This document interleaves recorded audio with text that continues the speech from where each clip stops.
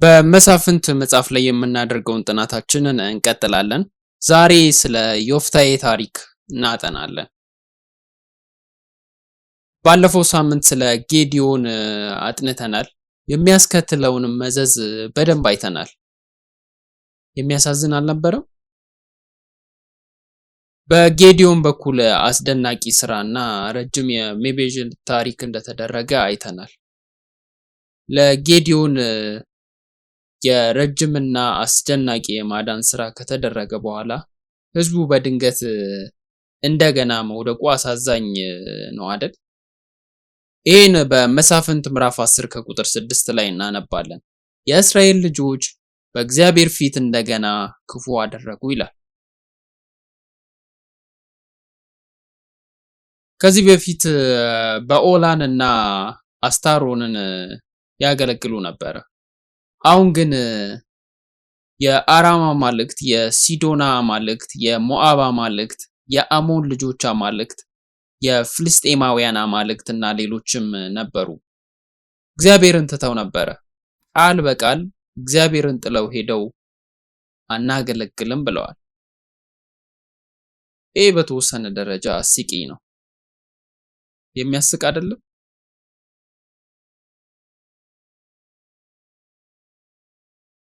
የሚያስቀናም ነገር ነው።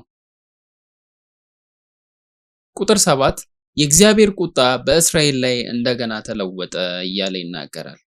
እግዚአብሔርንም ስለጣሉ እግዚአብሔር ምን አደረገ? በፍልስጤማውያን እጅ ሰጣቸው። ሰዎችም እግዚአብሔር ምን ያህል ክፉ ነው፣ እግዚአብሔር ለምን ክፉ እንደዚህ ያደርጋል ሊሉ ይችላሉ። ነገር ግን ያንን ያደረገበትን ምክንያት እናያለን። እግዚአብሔር በፍልስጤማውያን እና በአሞን ልጆች እጅ ሸጣቸው።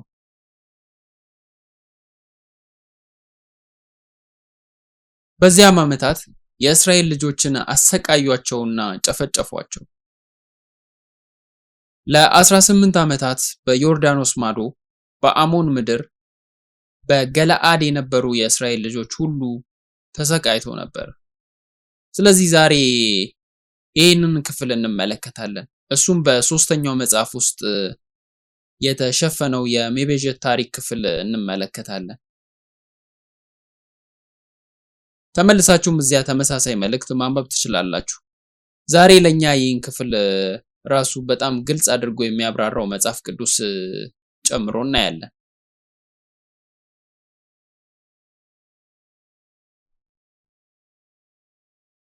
በማዘጋጀት ላይ ያለው ይሄንን ክፍል በዚህ ክፍል ውስጥ ጥልቅ የሆነ የእግዚአብሔር ሚስጥር እንዳለ በጥብቅ የሚነግረንም ነገር እንዳለ ተገነዘብኩ። ስለዚህ ሁል ጊዜ እንደምናደርገው ዛሬም እናደርጋለን። መጽሐፍ ቅዱስን አብረን እናነባለን።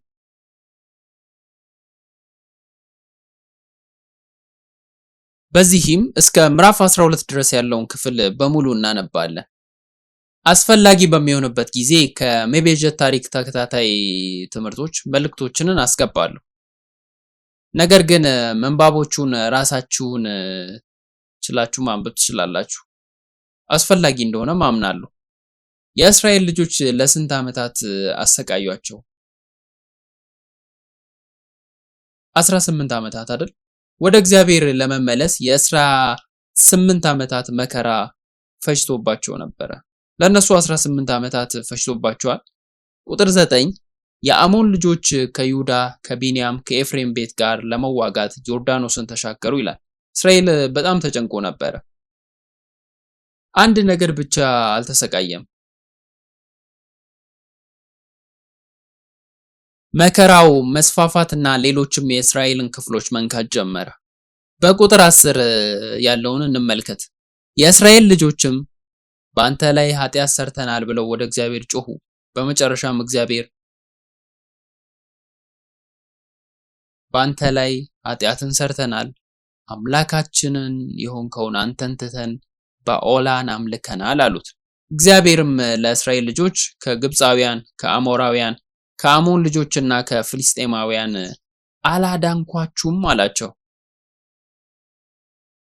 ሴዶናውያን፣ አማሌቃውያን ማዖናውያን አስጨንቋቸዋል። እናንተም ወደ እኔ ጮኻችሁ፣ እኔም ከእጃቸው አዳንኋችሁ አለ።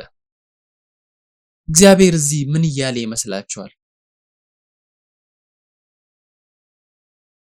ልክ እዚህ የተጎዳ ፍቅረኛ ወይም ደግሞ የተጎዳ ጓደኛ ማለት ይቻላል። እግዚአብሔር እነዚህን አማልክት ታመልካላችሁ፣ እነዚህ የሚያስጨንቋችሁ መሆናቸውን አታስታውሱም እያለ ነበረ። ወደ እኔ ጸለያችሁ፣ እርዳታን ጠየቃችሁ፣ እኔም አጠፋዋቸው፣ ከነሱም አዳንኳችሁ ይላል። አሁን ደግሞ ወደ እነሱ ተመልሰ አማልክቶቼ ናቸው ብለህ ታመልካለህ እያለ ነው። ይሄ ነገር እንድናስብ ያደርገናል አይደል?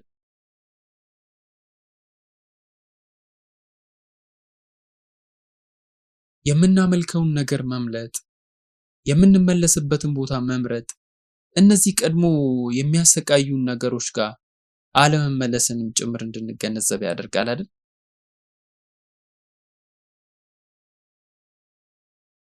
እነዚህ እኮ እኛ የምንጸልይባቸው ጉዳዮች ነበሩ። ለመተው የምንጸልየው ጉዳይ ጋር ተመልሰን እንገባለን። በቁጥር 13 ላይ እግዚአብሔር እንዲህ ይላል፣ እናንተ ግን ትታችሁኝ ሌሎች አማልክትን አገለገላችሁ፣ ስለዚህ ከእንግዲህ አላድናችሁም ይላል። እግዚአብሔር እዚህ በጣም ተበሳጭቷል። በዚህ ክስተትና በቀደሙት መካከል ያለው ልዩነት ምንድን ነው? ቀደም ባሉት ጊዜያት ከመጮኻቸው በፊት እንኳን እግዚአብሔር መሳፍንት መርጦ አድኗቸው ነበረ። ጭቆናው በጣም ሲበዛ እግዚአብሔር ራሱ ማዳን ጀመረ። ነገር ግን በዚህ ጊዜ እግዚአብሔር እስኪጮሁ እስኪናዘዙ ድረስ ጠበቀ። ከዚህ ምን እንረዳለን? ልጆችን የምታሳድጉ ሰዎች ይህን ታውቃላችሁ። ሲያድጉ እውነተኛ ትምህርት ማስተማር ትጀምራላችሁ። እግዚአብሔርም እዚህ ትምህርት እያስተማራቸው ነው። ለዚህ ነው እግዚአብሔር በፍልስጤማውያን እጅ አሳልፎ የሰጣቸው። እግዚአብሔርም የሸጣቸው ምክንያት ንስሐ እንዲገቡ ነበረ። እግዚአብሔር ለ18 ዓመት ጠበቀ። ከዚያም በፊት እንዲህ ብሎ ነበር የሚለውን ጠቅሼ ነበር። የኛ ዋና ፓስተር በአንድ ወቅት እግዚአብሔር ከኛ ጋር የበለጠ የቀረበ መሆን እንደሚገባው ተናግሮ ነበር። ማን የበለጠ ጊዜ አለው? እግዚአብሔር ወይስ እኛ? እግዚአብሔር የበለጠ ጊዜ አለው። እሱም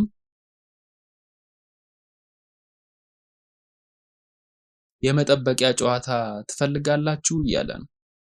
ንስሐ እስክትገቡ ድረስ እጠብቃለሁ ይላል። ቁጥር 14 ሂዱና ወደ መረጣችኋቸው አማልክት ጩኹ፣ በተስፋ መቁረጥ ጊዜያችሁ ያድኗችሁ ይላል። እግዚአብሔር ይህን ሲነግረን አስቡ እስኪ። እግዚአብሔር እዚህ ጋር በጣም ተበሳጭቷል። ከዚህ በፊት ሲጮሁ እግዚአብሔር እሺ ይህን ሰው መርጫለሁ እያለ ይዳኝላቸው ነበረ። ነገር ግን እዚህ ይጮሃሉ። እግዚአብሔርም ከዚህ በፊት አዳንኳችሁ፣ ወደ እነሱ ተመለሳችሁ፣ አሁን ሄዳችሁ እነዚያን አማልክት ጠየቃችሁ፣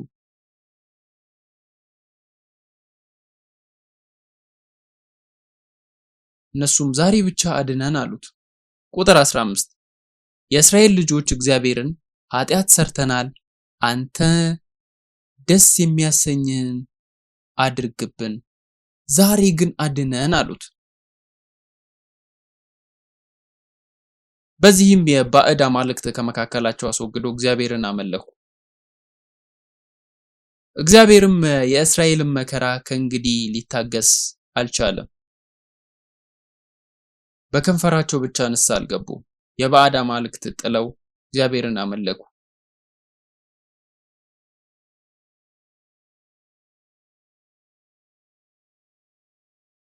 የእግዚአብሔር ልብ እንደገናም እየጠበቀና ክፍት ሆኖ እነሱን መንገድ እያሳየ ነበር። ከዚያም የአሞን ልጆች ተሰብስበው በገለዓድ ሰፈሩ። የእስራኤልም ልጆች ተሰብስበው በምጽጳ ሰፈሩ። ሕዝቡና የገለአድ አለቆች እርስ በርሳቸው ከአሞን ልጆች ጋር ለመዋጋት የሚጀምረው ማን ነው? በገለአድ ነዋሪዎች ሁሉ ላይ አለቃ ይሆናል ተባባሉ። ከዚያም በኋላ እግዚአብሔር መስፍኑን መረጠ። አሁን ግን እግዚአብሔር ምንም አያደርግም። እዚህ ጋር እግዚአብሔር የራሱን አቋም እዚህ መረዳት ትችላላችሁ።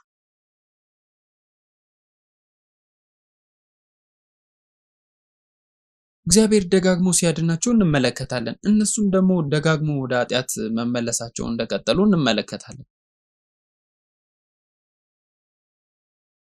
በዚህም ጊዜ እግዚአብሔር ይህን ጊዜ አስተምራችኋለሁ ይላል።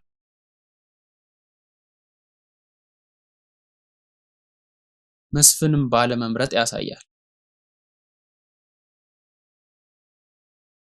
ማን ያድነናል?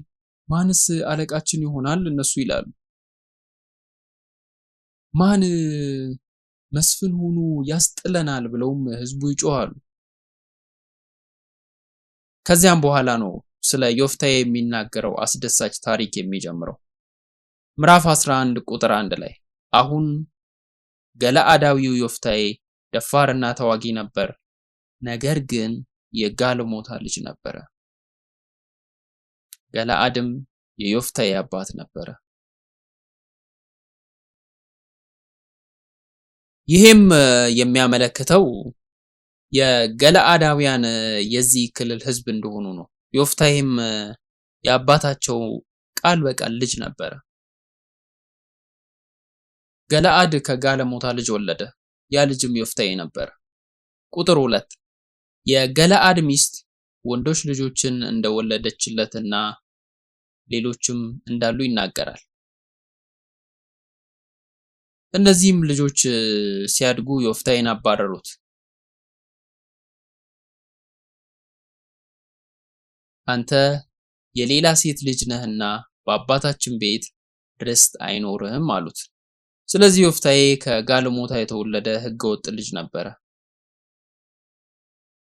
ከቁባት ሳይሆን ከጋለሞታ ነበር የተወለደው። ከቁባት ቢሆን ኖሮ እዚያ ከልጆቹ ጋር አሁንም ርስት ይወርስ ነበረ። ነገር ግን የጋለሞታ ልጅ ሆኖ ተገለለ።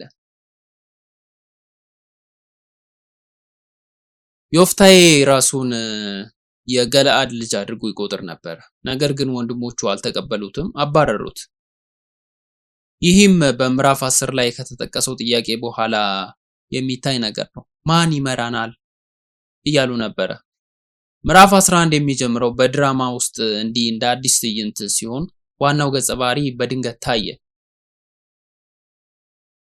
እሱ ጨካኝ፣ ዱር ውስጥ የሚሮንና ግትር ነበረ።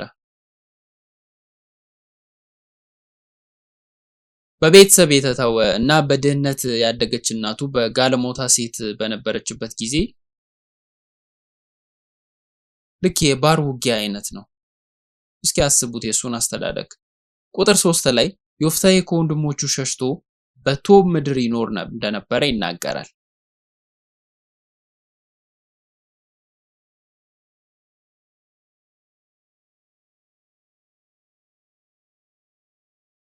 ዋጋ የሌላቸው ሰዎች ዮፍታሔን በዙሪያው ሰብስበው እነሱም አንድ ላይ ያወሩ ነበር። ከሱ ጋር ወጡ።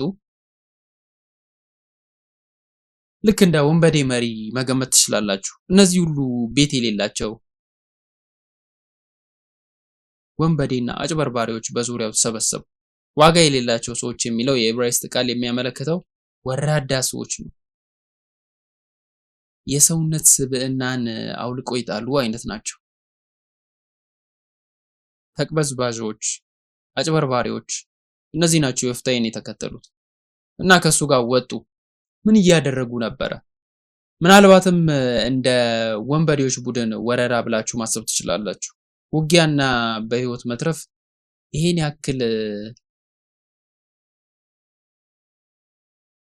የሚያስተማምን ሁኔታ አልነበረም። ቁጥር 4 እንደሚለው የአሞን ልጆች ከእስራኤል ጋር ተዋጉ። አሞናውያን በወረሩ ጊዜ የገለአድ ሽማግሌዎች ዮፍታሔን ከቶብ ምድር ለማምጣት ሄዱ። ና የአሞን ልጆች ጋር እንድንዋጋ አለቃችን ሁን አሉት። ዮፍታሔም አንተ ጠልተኸኝ ከአባቴም ቤት አላባረርከኝም ሲል መለሰ። አሁን ችግሩ ስትሆኑ ለምን ወደ እኔ መጣችሁ ሲል ጠየቃቸው። ከዚህም ስለ ዮፍታሔ ምን መገመት ትችላላችሁ? ሽማግሌዎቹ ወደሱ መምጣታቸው አንድ ነገር ይነግረናል። እዚህ ሽማግሌዎቹ ወደሱ መምጣት ይፈልጉ ነበር ብላችሁ ታስባላችሁ? እነዚህ ሽማግሌዎች ምናልባት የገለአድ ልጆችና ዘሮች ነበሩ፣ የክልሉም ገዢዎች። ዮፍታሔም የመጨረሻው አማራጭ ነበረ፣ የመጨረሻው ምርጫ ነበረ። ነገር ግን ምንም አማራጭ አልነበራቸውም። ለምን? ምክንያቱም ዮፍታሔ ተዋጊ መሆን አለበት። መጽሐፍ ቅዱሱ ጀግናና ተዋጊ እንደነበረ ይናገራል። አሞናውያንን መዋጋት የሚችል ሌላ ሰው እንደሌለ ማሰብ አልቻሉ። ታዲያ መስፍን ለመሆን ብቃቱ ምን ነበረ? በኋላ ላይ ሙሉውን ብቃት ታያላችሁ። ነገር ግን በእርግጠኝነት ዮፍታሔ ያደረገው ነገር ጥሩ ነበር። ምንም እንኳን ክርስቲያን የሆኑ የበጎነት እና የኋላ ታሪክ ዝርዝር ባይኖረውም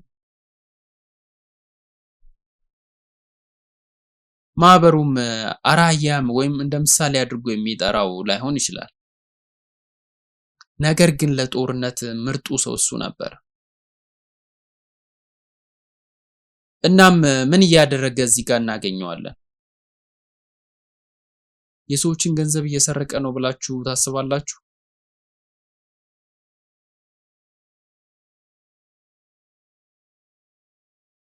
እሱና እነዚህ የተገለሉ ሰዎች ለተወሰኑ ምክንያቶች እየተጣሉ እንደነበረ የበለጠ ይመስላል ነገሩ። ቁጥር 8 ላይ ሽማግሌዎች ሁሉ ዮፍታሔ መልስ እንደሚሰጡ ይናገራል። አባረራችሁኝ፣ አሁን ለምን ወደ እኔ መጣችሁ እያለ ጠይቆ ነበረ።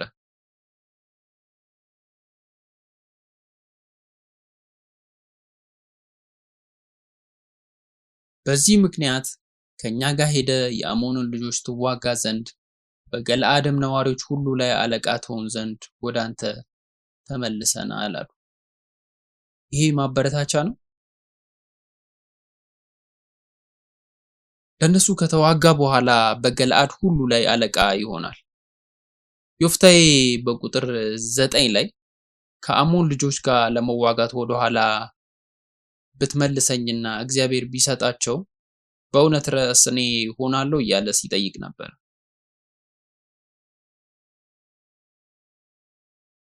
ሽማግሌዎቹም በመሰረቱ እግዚአብሔር በመካከላችን ምስክር ነው፣ እንዳልከው በእርግጥ እናደርጋለን ብለው ይማማሉ ነበር። ልክ እንደ መከላከያ ጸሐፊ አድርጋችሁ ውሰዱ።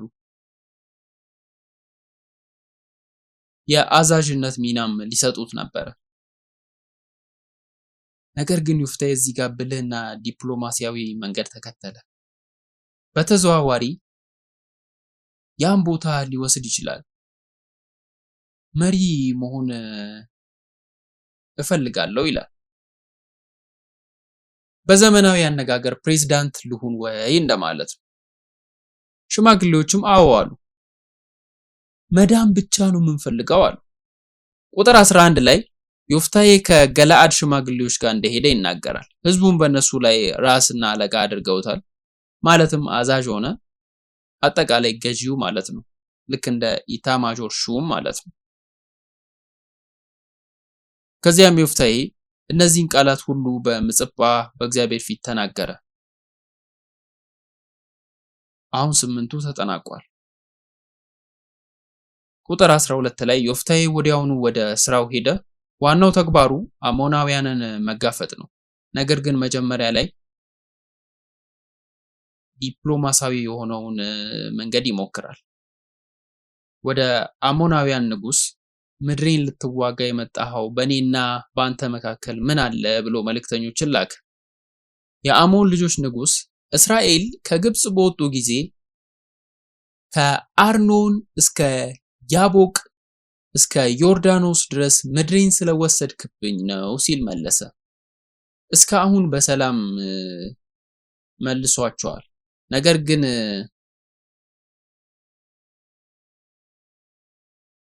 እንደገናም ወደ አሞን ልጆች ንጉስ መልእክተኞችን ላከ። እሱም ጄፊ እንዲህ ይላል፣ እስራኤል የሞዓብን ምድር ወይም የአሞንን ልጆች ምድር አልወሰደችም አሉት። እነሆ ጄፊ ብልህ እንደነበረ የምናየው በዚህ መንገድ ነው። ጄፊም ለህዝቡ በእውነት ያስባል። የእግዚአብሔርን ህዝብ ታሪክ ያውቅ ነበረ። ምን እንደሚል እዚህ ጋር እናያለን። የአሞን ንጉስ እናንተ ሰዎች ከግብፅ ስትወጡ መሬታችንን ወስዳችሁ አሁን ደግሞ ያንን ወደኛ ተመልሳላችሁ ቢለን ምን ትሉ ነበረ አለ። በጣም ጠንቃቃ ነበር። ኦ እሺ ምን በደልን? ይቅርታ፣ ግን በህዝቤ ስም ይቅርታ እላለሁ፣ ግን ልናሳልፍ እንችላለን ብሎ ጠየቀ።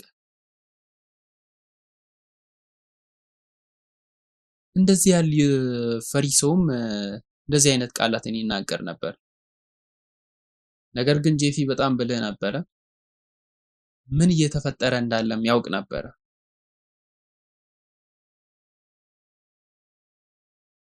ሰይጣን ልክ በእውነት ላይ ውሸት አድርጎ ያጠቃናል። ጄፊ ግን እስራኤልም የሞዓብን ምድር ሆነ የአሞንን ልጆች ምድር አልወሰደም። ከግብፅ በወጡ ጊዜ እስራኤል በምድረ በዳ በኩል ወደ ቀይ ባህር ሄደው ወደ ቃዴስ ደረሱ ብሎ መለሰ። በምድረ በዳ የነበረው ጉዞ ተምረናል። ስለዚህ የሚናገረውን እንረዳለን። እስራኤል ቀይ ባህርን ተሻግሮ ወደ ቃዴስ ደረሰ። ከዚያም እስራኤል ወደ ኤዶም ንጉስ መልእክተኞችን ላከ። ቃዴስ ሲል የመጀመሪያው ቃዴስ ነው ወይ ሁለተኛው ቃዴስ ነው? ለሁለተኛ ጊዜ እንደሆነ ይህንን መገንዘብ አለባችሁ። ከዚያም ወደ ከነዓን ምድር ለመድረስ የሞዓባውያንን ምድር አቋርጠው መሄድ ነበረባቸው። ቁጥር 17 ላይ ከዚያም እስራኤል ወደ ሞዓብ ንጉስ እባክህን በምድር እንድናልፍ ፍቀድልን አሉ። መልእክተኞችም ሰደዱ። የኤዶም ንጉስ ግን አልፈቀደም፣ የሞዓብ ንጉስም አልፈቀደም። ስለዚህ እስራኤል ተቀመጠ። ይሄ ትክክል ነው። እስራኤል መሻገር ፈልጎ ነበረ፣ ነገር ግን የኤዶም ንጉስም ቢያለ። ስለዚህ ለተወሰነ ጊዜ በቃዴስ ቆዩና ከዚያም በዚያ ተራራ ሰንሰለቱን ወርደው ግጭትን ለማስወገድ ዞሩ። ወደ ምድራቸውም አልገቡም። እስራኤልም በቃዴስ ቀረ። ቁጥር 18 ላይ ከዚያ በሞዓብ ምድር ዙሪያ በምድረ በዳ አለፉ። ወደ ሞዓብ ምድር ምስራቅ ደረሱ። አሮን የሞዓብ ድንበር ስለነበረ ወደ ሞዓብ ምድር አልገቡም። ሰይጣንን መዋጋት ከፈለግን እግዚአብሔር ያደረገውን ማወቅ አለብን። የሜቤዥትን ታሪክ በትክክል ማወቅ አለብን። እስራኤል ወደ አሞራውያን ንጉስ ወደ ሐሴቦን ንጉስ ወደ ሲሆን መልእክተኞችን ላከ። እስራኤልም እባክህን በምድር በኩል ወደ ስፍራችን እንድናልፍ ፍቀድልን አለው። ነገር ግን ሲሆን እስራኤልን በግዛቱ እንዲያልፍ አላመነበትም።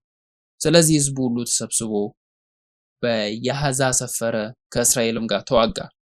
የእስራኤልም አምላክ እግዚአብሔር ሲሆንንና ህዝቡን ሁሉ በእስራኤል እጅ አሳልፎ ሰጣቸው፣ አሸነፏቸው። ስለዚህ እስራኤል የአሞናውያን ምድር ሁሉ ወረሰ። ጦርነቱን የጀመረው ማን ነው? አሞራውያን መጀመሪያ ጦርነቱን ጀመሩ። እግዚአብሔር እስራኤላውያንን ሲረዳቸው አሞራውያን ጠፉ።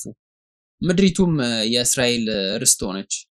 በዚያም ጊዜ በነበረው ህግ መሰረት ጄፊ የእስራኤላውያን የያዙትን ምድር ትክክለኛ እንደሆነ ይናገራል። እግዚአብሔር ያንን ምድር ለእስራኤል ሰጠ።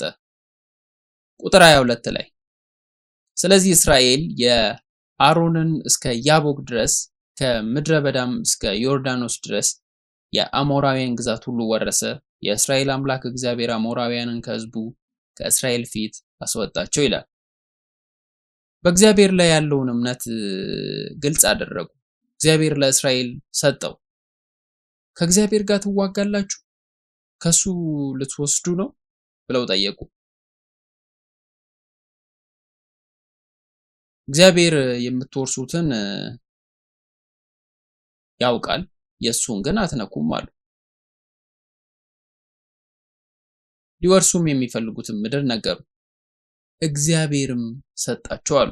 ስለዚህ አምላካችን እግዚአብሔር ከፊታችን ያስወጣቸው ሁሉ እሱ ይወርሳል አሉ። ትርጉሙ ገብቷችኋል? ቁጥር 25 ጋር እንሻገርና በደንብ እንየው።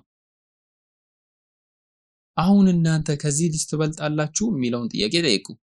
አሁን ዮፍታሔ እነዚህን ሰዎች እንደማይሰሙ ያውቃል። በመናገር ብቻም እንደማይመለሱ ያውቃል።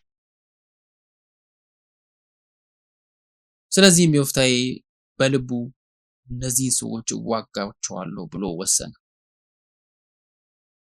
የሚያስፈልጋቸውንም ሊሰጣቸው ፈለገ። ማን የባሰ ነው ብላችሁ ታስባላችሁ?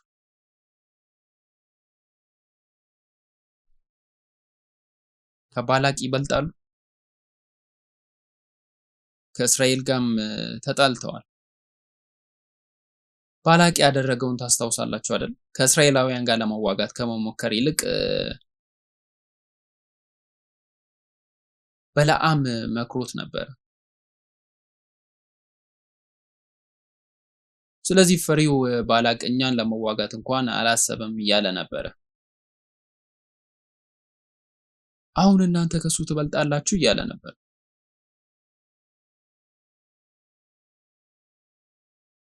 አሁንም ያንን እሳት ከወገባቸው በታች እያስገባ ነበር።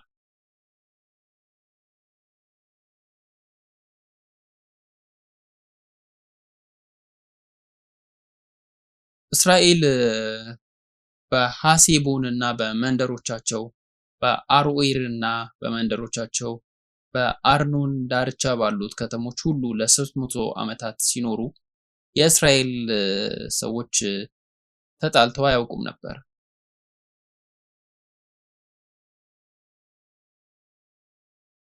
ለመጣላት ቢሞክሩ እንኳን በዛ ጊዜ አላገኛቸውም ነበር። እንዲህም አለ፣ እዚህ ነበርን። እግዚአብሔር ያንን ምድር ከ300 ዓመታት በፊት ሰጥቶናል። በእርግጥ ብትፈልጉት ፈሪ ካልሆናችሁም ለምን የዚያን ጊዜ አልወሰዳችሁም አሉ። አሁን ወደኛ ለምን ትመጣለህ ብለውም ጠየቁ። እውነቱን ለመንገር እስከዚህ ሰዓት ድረስ ስለ ዮፍታሔ ብዙም አላወቁም ነበር። ዮፍታሔን በጣም መውደድ ጀመርኩ። ይሄ በጣም ጀግና የሆነ ሰው ነው። ዲፕሎማሲያዊ የሆኑ ነገሮችን በደንብ ያውቃል። ቁጥር 27 ላይ ስለዚህ በአንተ ላይ ኃጢአት አልሰራውም፣ ነገር ግን ከኔ ጋር መዋጋት ይበድለኛል አለ። ስለዚህ ለመዋጋትም ምክንያት አገኘ። ምንም አላደረክብኝም፣ ነገር ግን ከኔ ጋር ለመዋጋት ስለምትሞክር ትበድለኛለህ ይላል። ስለዚህ እሰጣለሁ። መስፍንም እግዚአብሔር በእስራኤል ልጆችና በአሞን ልጆች መካከል ዛሬ ፍርዱን እንዲያደርግ ይሰጣል። እዚያም በኃይል ይናገራል። ከዚያም ተመልሶ ወደ እግዚአብሔር ጸለየ። እግዚአብሔር ሆይ አንተ ልትረዳው ይገባል ብሎ ጸለየ። ቁጥር 28 ላይ የአሞን ልጆች ንጉስ ግን ዮፍታሔ የላከለትን መልእክት ችላ አለ። ሕጋዊ ደብዳቤ እንደላከላቸው ግን ደግሞ ምላሽ እንዳልሰጡ መገመት ትችላላችሁ። ምን ይሰማቸዋል? በከፊል ፈርቶ በከፊል ወይም ተቆጥቶ ሊሆን ይችላል። አሁንም ግን ጦርነቱ ቀጥሏል። ከዚያም ልክ ውጊያው እንደተጀመረ ሲያውቁ ቁጥር 29 ላይ የእግዚአብሔር መንፈስ በዮፍታሔ ላይ ወረደ። ስለዚህ በገለዓድና በምናሴ አለፈ። ከምጽጳም ከገለዓድም ወደ አሞን ልጆች ሄደ። በመሰረቱ እግዚአብሔር ፈቃደኛ ነበረ። ለዚያም ነው የእግዚአብሔር መንፈስ ከሱ ጋር እንዳለ ያረጋገጠው። ቁጥር 30 ላይ ዮፍታሔ ለእስራኤል ስለት ሰጠና እንዲህ አለ። ይሄ ታዋቂውና ዝነኛው ስለት ነው ብሎ አስቀመጠ። የአሞንን ልጆች በእጅ ያሳልፈ ብትሰጠኝ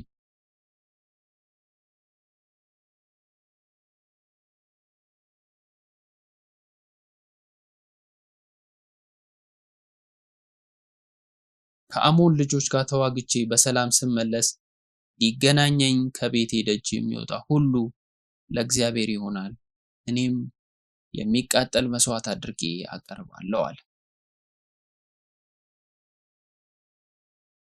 ይህን ነገር እስኪ አስቡበት። ከማን ጋር ማያያዝ ትችላላችሁ? አንድያ ልጄን በሚቃጠል መስዋዕት እሰጣለሁ አለ። አብርሃምን አሰበ።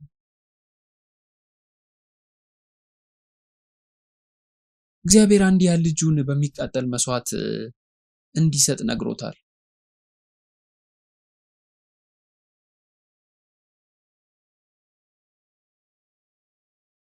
ብዙ ጊዜ በዚህ ጊዜ ቤቶች የተዋቀሩት የመጀመሪያ የሚሰሩ ቤቶች የመሬት ወለል ጎተራ ወይም ጋጣ እንደሆነ ነበረ። እንስሳትም እዚያ ይኖሩ ነበር። በታች ባሉ ምሰሶዎች ጋር አብረው ይታሰሩና ወዲህና ወዲያ ይንቀሳቀሱ ነበር። አንዳንድ ጊዜ ከዛም ይወጣሉ። ዮፍታሔም በዚህም ምክንያት እንስሳ ቀድሞ ይወጣል ብሎ አስቦ ነበር። ነገር ግን እንስሳ አይደለም ቀድሞ የወጣው፣ የሱ ልጅ ነበረች። አባቷ ድል በማግኘቱ በጣም ተደስታ ነበር። በድል ወደ ቤት በመመለሱ ወጣች። ያንን ትዕይንት እንደ ዳዊት ነው ማሰብ ትችላላችሁ። ልክ ሲመለስ እሷ ስትወጣ ዮፍታሔ ሊዋጋ ወደ አሞን ልጆች አለፈ። እግዚአብሔርን በእጁ አሳልፎ ሰጣቸው። ከአሮዔር እስከ ሚኒት መግቢያ እስከ 20 ከተሞች አቤልኬራቢም ድረስ እጅግ ታላቅ በሆነ እልቂት መታቸው።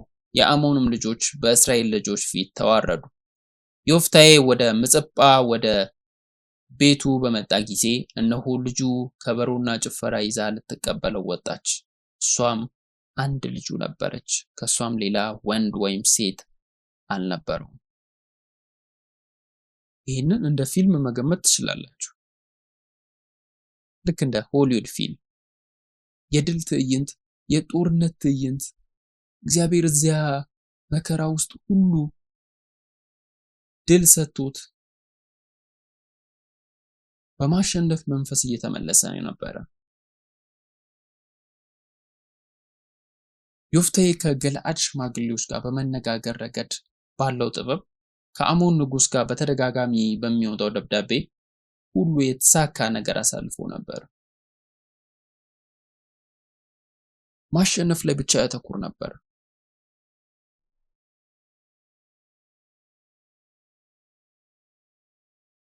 እንዴት ያለ እንቆቅልሽ ነው! እንዴት ያለ ልብ ወለድ አይነት ነው! ሼክስፒር የጻፈው አይነት ነው አይደለም የሚመስለው? በጣም አሳዛኝ ነው በእውነት። ቁጥር 35 ባያትም ጊዜ ልብሱን ቀደደና ወዮልኝ ልጄ፣ በጣም አዋረድሽኝ፣ ከሚያስጨንቁኝም መካከል ነሽ። ለእግዚአብሔር ቃሌን ሰጥቻለሁና መልሼም አልወስድም። ይህ ውሸት ነው? እግዚአብሔር ምን እንድትሆን ነበር የሚፈልገው? በእኔ ግምት ሌላ ነገር መስጠት ይቻላል። በሴት ልጅ ምትክ 100,000 እንስሳትን መስጠት ይቻላል። ግን አይሆንም አለ። በቀጥታ ለሴት ልጁ መልሼ ልወስደው አይገባም አላት። ምንም ያህል ብከፋም ለጌታ የተሰጠ ቃል ስለነበረ መልሼ ልወስደው አልችልም አለ።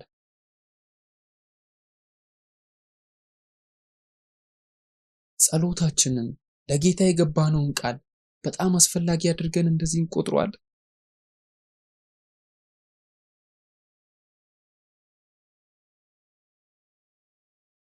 በዚህ ዓመት መጨረሻ ላይ ወይም ደግሞ የዓመቱ መስኪያ ላይ በዓመቱ መጀመሪያ ላይ የገባናቸውን ስለቶች ህይወታችን የሚያሳጣ አይነት እንኳን ቢሆን እንዴት አድርገን ነው እኛ የምናየው?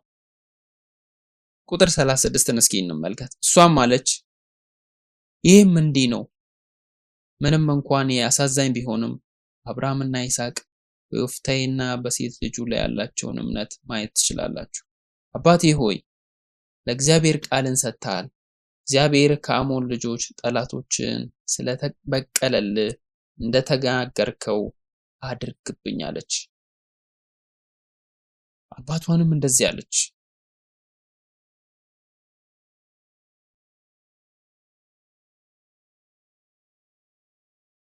ይሄ ነገር ለኔ ይሁንልኝ፣ እኔና ባልንጀሮቼ ወደ ተራሮች ሄደን ስለ ድንግልናዬ እንዳለቅስ 2 ወር ተወኝ አለች።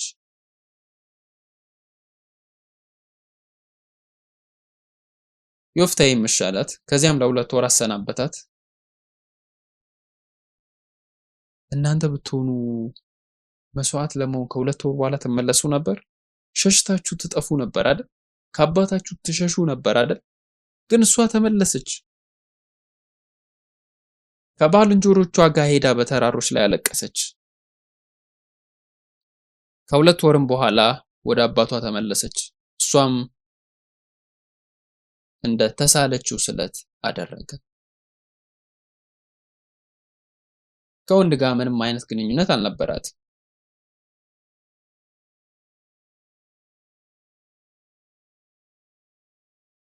የእስራኤል ሴቶች ልጆችም በዓመት 4 ቀን የገለአዳዊውን የዮፍታሔን ልጅ ለማክበር በየዓመቱ በእስራኤል መሄዳቸው ልማድ አድርገው ወስደውታል። እግዚአብሔርም ዮፍታሔን አላቆመውም። በ1982 ዓመተ ምህረት ዋና ፓስተራችን የነበረው ስለዚህ ጉዳይ መልእክት አስተላልፎ ነበር። ይቺ ልጅ የእግዚአብሔር ሕዝብ ለድል ሲጨፍርና ሲደሰት አባቷን ለመቀበል በመውጣቷ ብቻ ለምን ሞተች እያለ ነበር። በዚያ ከተማ ውስጥ ያሉ ወንዶች ሁሉ ምን ሆኑ? ለምን እሷ ሴት ልጇ ብቻ ተገደለች እያሉ ነበር። እምነት አልነበራቸው? ይህም ሌላ ጥያቄ ነው። የጸለይነውና የለመንነው አባቷ ድል እንዲያደርግ ነበር። የእግዚአብሔር ፈቃድ በሱ ላይ ስለነበረ ድልን አገኘ። ነገር ግን የተጎዳችው እሷ ሆነች። እሷም በሄደችበት አልቀረችም፣ አልካደችም። ነገር ግን ሕያው መስዋዕት ሆና ቀረበች። ዘዳግም ምዕራፍ 23 ከቁጥር 21 እስከ 23 ለአምላክህ ለእግዚአብሔር ስለት ስትሳል ኃጢአት ይሆንብሃልና ለመክፈል አትዘገይ፣ ምክንያቱም ኃጢአት ይሆንብሃልና። እግዚአብሔርም አምላክህ በእርግጥ ከአንተ ይፈልጋል። ነገር ግን ከመሳል ብትቆጠብ ኃጢአት አይሆንም። ልክ እንደ እግዚአብሔር ለአምላክ ፈቃደኝነትን እንደተሳልን ልክ እንደ ከንፈር የወጣውን ነገር ሁሉ መፈጸም አለብህ ይላል። ወይም ደግሞ ለመፈጸም ተጠንቀቅ ይላል።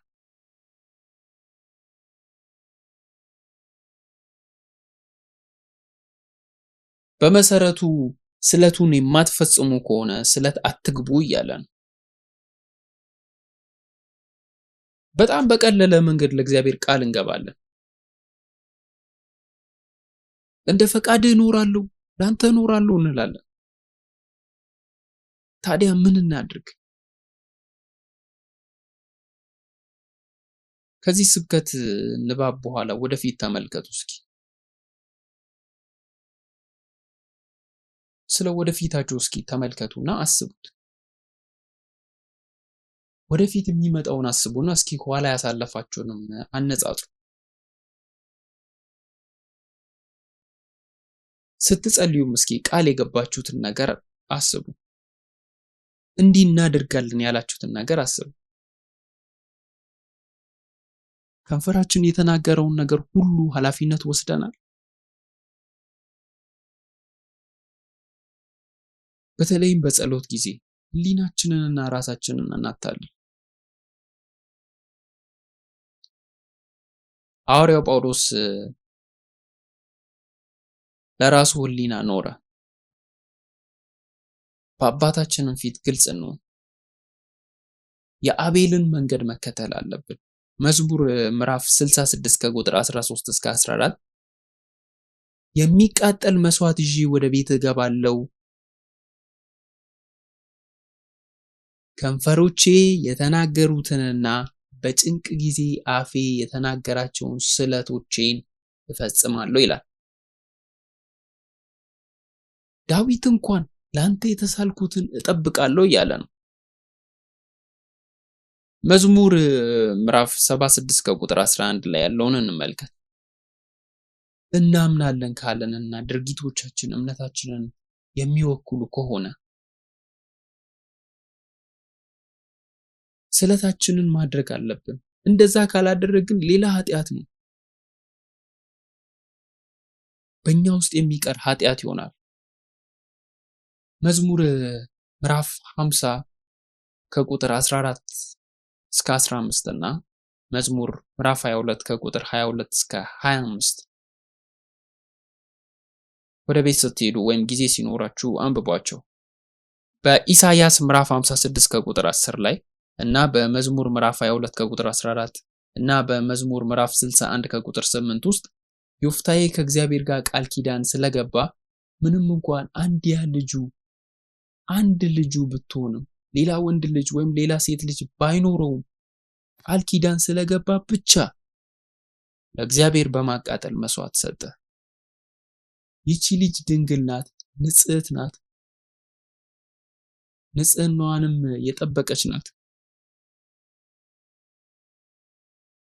ይቺ ልጅም የድሉ ምክንያት ሆነች።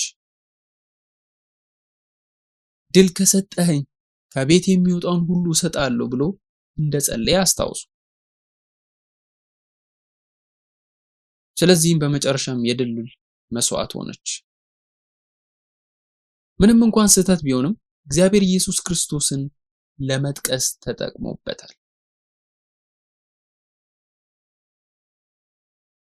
ከአብርሃምና ከይስሐቅ ጋር እንዳነጻጸርኩ እንድታስታውሱ ጠይቃቸዋለሁ። የአብርሃምና የይስሐቅ ታሪክ ክርስቶስን እንደሚመለከት፣ ስለዚህም ታሪክ ኢየሱስ ክርስቶስን እንደሚያመለክት ያሳያል። የአባት ልብ ይሄ ነው። እዚህ ያለ የትኛው አባት ነው ልጁን በዚህ መንገድ የሚሰዋ? አይቻልም አይደል? ዮፍታሔ ይህን ድርጊት በማድረጉ የሆነ ፍጡር ምናምን አልነበረም። እንደ ማንኛችንም አባት ነበረ። እሷም ብቸኛ ልጁ ነበረች። መግደል ባይፈልግም ሕዝቡን ማዳን ስላለበት ሰጠ። አባታችንም እግዚአብሔር ተመሳሳይ ነገር ነው ያደረገው። ኢየሱስ ክርስቶስን ሲሰጥ ለሱ ቀላል አልነበረም። እግዚአብሔር ስለሆነ ብቻ ቀላል አልነበረም።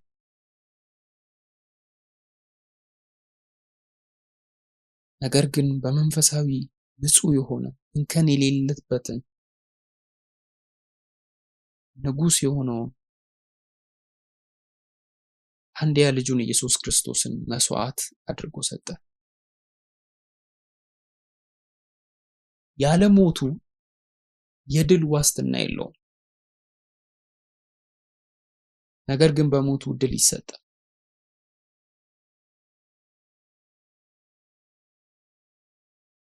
ነገር ግን እዚህ ላይ እንደምናየው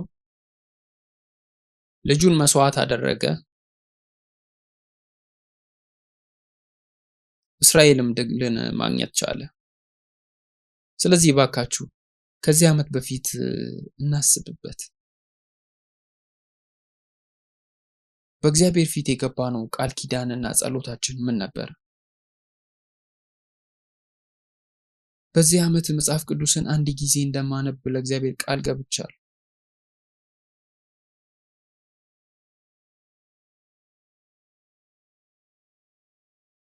ከተናገርነው ማንበብ እንጀምር። አምናለሁ፣ በአንተ እታመናለሁ፣ ለአንተ እኖራለሁ ያልንበት ጊዜ በቁም ነገር እናስብ። አሁን ጥቂት ተጨማሪ ጥቅሶችን እንቀጥል። ምዕራፍ 12 ቁጥር 1 ከዚያም የኤፍሬም ሰዎች ተጠሩ፣ ወደ ጻፎች ተሻግረው ዮፍታሔን ከአንተ ጋር እንድንሄድ ሳትጠራን ከአሞን ጋር ለመዋጋት ለምን ተሻገርክ አሉት። ይሄን ከዚህ በፊት ለጌዲዮን አድርገው ነበር አይደል? ይሄን ለጌዲዮን ብለው ነበር። ጌዲዮን ግን አዎ ያደረጋችሁት ከሰራሁት በላይ ነው አለ። እናም አረጋጋቸው። ከዮፍታሔ ጋር እንዲህ መነጋገር ትክክለኛ ጊዜው ነው። ምክንያቱም ዮፍታሔ ሴት ልጁን አጥቷል። ቤትህን በአንተ ላይ እናቃጥላለን አሉ።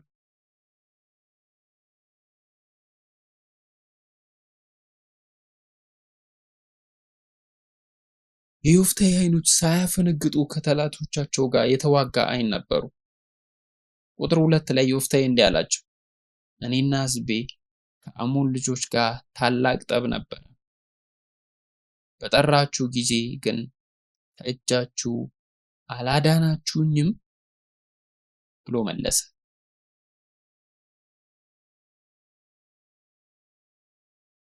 ዮፍታሔም እንደ ጌዲዮን እርዳታቸውን ጠየቀ። እንደማታድኑኝ ባየሁ ጊዜ ሕይወቴን በእጄ ጣልሁና በአሞን ልጆች ጋር ለመዋጋት ተሻገርኩ። ለእርዳታ ጮኬ ነበረ፣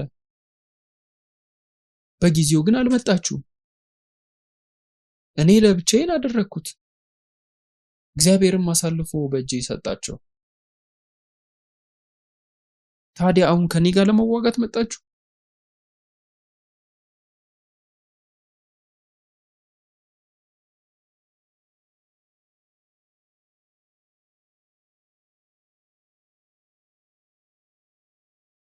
የገለአድ ሰዎችም ሕዝቡ ሁሉ በኤፍሬም ላይ ተሰበሰቡና ተናገሯቸው።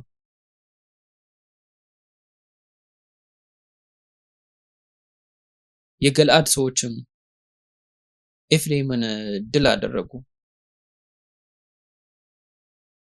እናንተ በኤፍሬም እና በምናሴ መካከል የገለአድ ሰዎች ናችሁ አሉ። ምን እንዳሰቡ አላውቅም።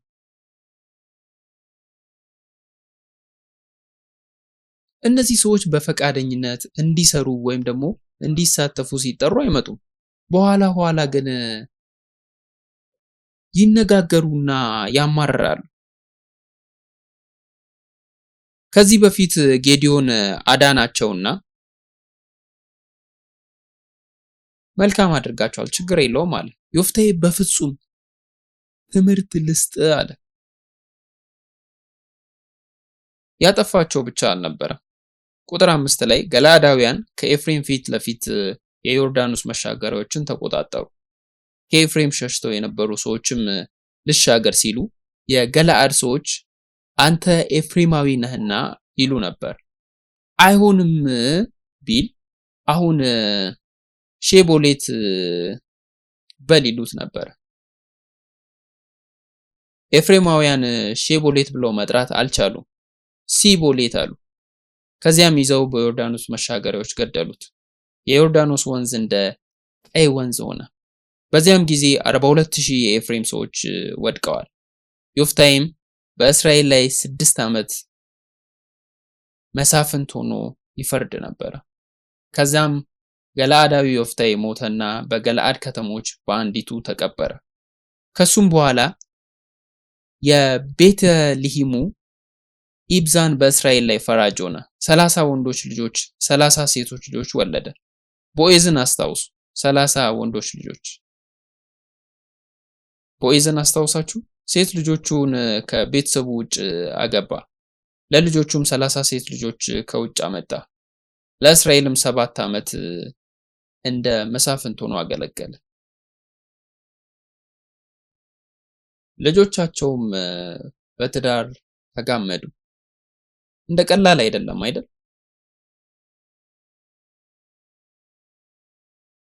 ስልሳ ልጆችን ማጋባት አስቡ። እብደት ይመስላል አይደል? ስለዚህ በመሰረቱ ይህ ሰው ልጆቹን በማጋባት ጊዜውን ሁሉ ያሳልፍ ነበር። ቁጥር 10 ከዚያም ኢብዛን ሞተ፣ በቤተልሔም ተቀበረ። ከሱም በኋላ ዛብሎናዊው ኤሎን በእስራኤል ላይ መስፍን ሆነ። በእስራኤልም ላይ 10 ዓመት ፈረደ። ከዚያም ዛብሎናዊው ኤሎን ሞተ፣ በዛብሎናዊው በኤሎን ተቀበረ። ይሄ ብቻ ነው። ምን አደረገ? ቁጥር 13 ላይ ከሱ በኋላ የሂል ልጅ የጲርዓቶናዊው አብዶን በእስራኤል ላይ ፈራጅ ሆነ። በሰባ አህዮች ላይ የሚጋልቡ 40 ወንዶች ልጆች 30 የልጅ ልጆች ነበሩት። በእስራኤል ላይ 8 ዓመት ፈራጅ ሆነ። ምን አደረገ? ከዚያም የሂልሚን ልጅ አብዶን ሞተና በኤፍሬም ምድር በፒራቶን ተቀበረ። እንደዚያው ነው። ማን ቀረን? ምናልባት መሳፍንትን መቼ እንጨርሳለን ብላችሁ ታስቡ ይሆናል። ሳምሶን አለ። ከሳምሶን ጋር ጥቂት ሳምንታት እናሳልፋለን። ግን ከዚያ በኋላ ስለዚህ ስለ እስራኤላውያን ስለ ፍሰቱ፣ ስለ ውጣ ውረዶችና ስለ መሳፍንቶቹ በእውነት እናስባለን። በዚያም መካከል እንኳን መጀመሪያ ላይ ምናልባት ስለነዚህ መስፍኖች ትንሽ ጓጉቷችሁ ሊሆን ይችላል። እውነት አይደለም? እውነቱን ለመንገር እኔ በጣም የምወደው ታሪክ ነው። ተመሳሳይ ቃልም ከእናንተ እጠብቃለሁ። ዛሬ መጽሐፍ ቅዱስን ከእናንተ ጋር የማነብበት ምክንያት ተመሳሳይ ነገር ለመናገር ስላልፈለኩ ነው። ስብከቱን መጻፍ ጀመርኩና ይሄ ባለፈው ሳምንት የተሰበከው ስብከት ይመስላል። ደጋግሜ እሱን አይነት መስበክ አልፈልግም።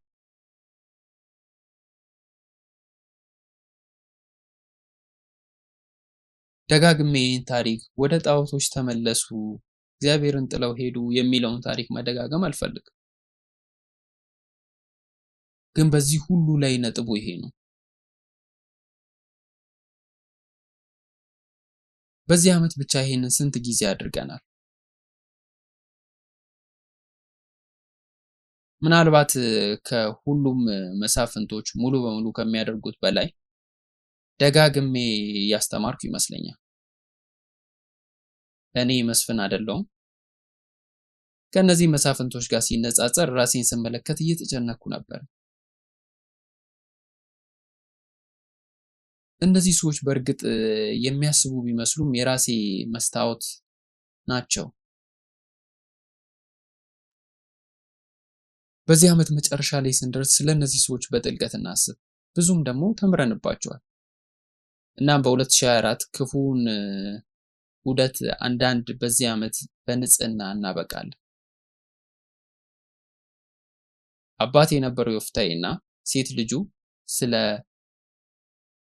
አባትና ልጅ ልብ እንድናስብ ያደርጉን። ቃል ስለገባ ነው ነገር የማድረግ ጭካኔያችንን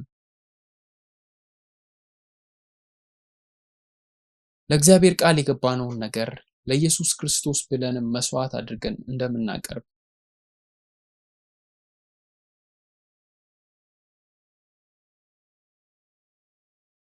እንጸልይ።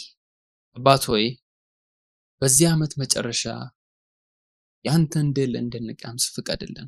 በመስዋዕትነት ምክንያት የእግዚአብሔር ዘር ስለተባልን እናመሰግናለን። አባት ሆይ ስለ ቸርነት እናመሰግናለን። ኢየሱስም በልባችን ውስጥ አስቀምጠን ለመቀበል የተዘጋጀ እንድንሆን እርዳን። በታላቅ ተስፋና ራዕይ አዲስ ዓመት ለመጀመር ስንዘጋጅ አባት ሆይ በትክክለኛው ቦታ ላይ እንድታስቀምጠን እንጸልያለን። ትክክለኛው አመለካከት እንዲኖረን እርዳን። አባት ሆይ እንደ ዮፍታሔ የተከተሉት ከንቱ ሰዎች ብንሆንም አንድ እንደምትመርጠን ስላንተ እንድንዋጋና ስላንተ እንድንሰራ እንደምትጠራ እናምናለን። ስለዚህ ወታደሮች አድርገን ስለ ጽዮን ቤተክርስቲያን ስለጠራን ለእያንዳንዱ አባል ከልብ እናመሰግናለን። እያንዳንዳችን እዚህ ሆነን የጠራህንን ታላቅ ስራ እንድንሰራ ለአንተ ወታደር ሆነን እንደምንቆም እናምናለን። ስለዚህ አባት ሆይ ኃይል ስጠን፣ ጥበብ ስጠን፣ ድፍረትን ስጠን። እናም በዚህ ዓመት መጨረሻ ላይ እንድንቀጥል እርዳን። አንዳንዶቻችን ተስፋ እያጣን ቢሆንም አንዳንዶቻችን የማበረታቻ መንፈስ እኛ ውስጥ ተነቃቅቶ ተስፋ ከቆረጥንበት እንድንወጣ ምንም ያክል ዝቅጠት ውስጥ ብንሆንም አባት ሆይ ወደ እምነት ሰብስበን ተስፋን እንደገና አብራልን። ነገሮች ለኛ ከባድ ቢሆኑም ለኛ የማይመቻቹ ቢሆኑም ላንተ ቀላል ናቸውና ኃይልን ስጠን። መሪ እንድንሆን እርዳን። እነዚህ ሸክሞች ለኛ ቀለል አድርገህ መንገድን እንድትመራን ያንተን የመስቀልን ሸክም እንድታሸክመን እንጸልያለን። ስለ ጸጋ እናመሰግናለን። ይህን ስጦታ በአመስጋኝነት ልባችን እንሰጣለን። አባት ሆይ የቤተ ክርስቲያን አባላት እንድትቀበልና እንድትባርክ እንጸልያለን። በኢየሱስ ስም እንጸልያለን። አሜን።